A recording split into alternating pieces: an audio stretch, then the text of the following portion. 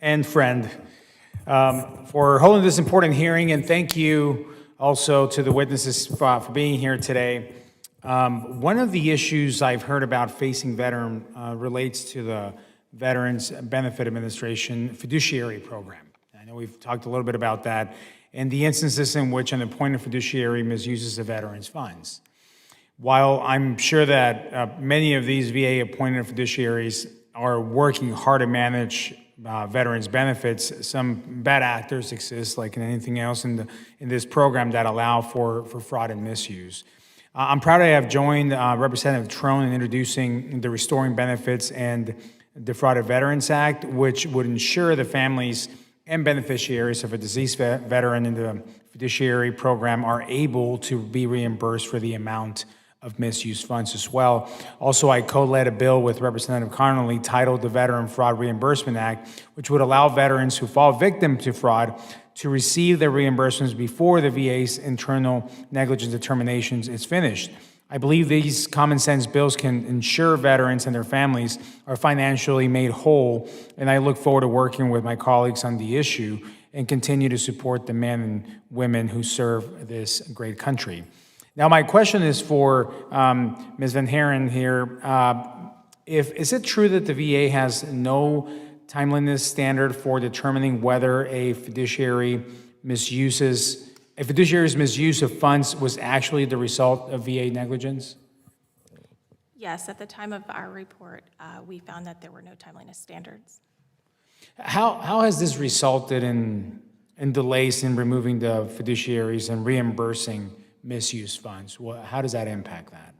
Sure. Based on the time that we conducted our review in the hotline, there was a significant amount of time before veterans were made whole from when the misuse determination or the allegation was made through the entire process, and the negligence determination was finally made. It was over 400 days at the time. And what best practices would you say has the OIG recommended for the VA to ensure that we're effectively monitoring and tracking the VA's misuses of determinations of the reimbursement of the funds? We recommended that VBA put in measures to controls again, and also monitoring procedures to follow up specifically on negligence determinations and reimbursements. Would you mind naming a few examples of that, of what it can look like and how it can be improved? VBA, at the time we conducted the review, VBA was in the process of moving from one system to another that was able to actually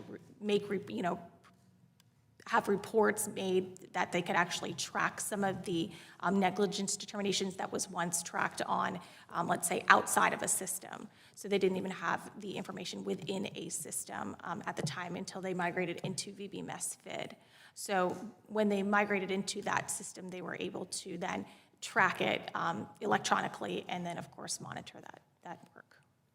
Thank you. You know, Mr. Friel, on the same light of the timeliness of these services, from the 2021 Inspector General report on the fiduciary program, it states that, quote, staff took from about 3 to 23 months to complete the 14 negligence determinations with an average of 468 days, to your point as well. Half the cases were pending in excess of 500 days before being completed. The remaining 2 were not completed due to active criminal investigations, end quote. I've learned that processes have changed, but I believe that these negligence determinations are still taking way too long, to also the previous point here. What's the average wait time, you would say, currently for the negligence determination to be made, and what steps has the pension, specifically in the Pensions and Fiduciary Service, taken to reform this process? So same line of questioning here, but can you speak from your perspective on this? Yes, as far as the negligence determinations, we are completing them I think in an average of like 24 days. I'd have to get you the exact number. But okay. We, as Ms. Van Haren spoke, we moved into VBMS, which definitely improved our ability and our oversight to be able to track this work and be able to manage it in a much better base, much quicker and faster basis. So the allegation from misuse to the determination completion takes about 79 days. That is the investigative part to determine whether or not there was actually misuse, and then it's working with the fiduciary to get the final accountings. I can tell you that we do have a standard for replacement of a fiduciary once misuse has been determined. If we determine that misuse did occur, we replace that fiduciary within 60 days of that happening. And that's one of our traction. Thank you. I'm out of time, but would you agree that moving these determinations to after reimbursements would ensure veterans are made financially whole while still allowing the VBA to determine if negligence happened? Yes, I would, because the negligent determination has no impact on the amount of funds that are going to be distributed. Excellent. Thank you. And I appreciate the quick, straightforward responses from both of you. We don't always get that, but I appreciated that. Thank you. Thank you, Mr. Ciscomani. Okay. Thank you to all our witnesses for testifying.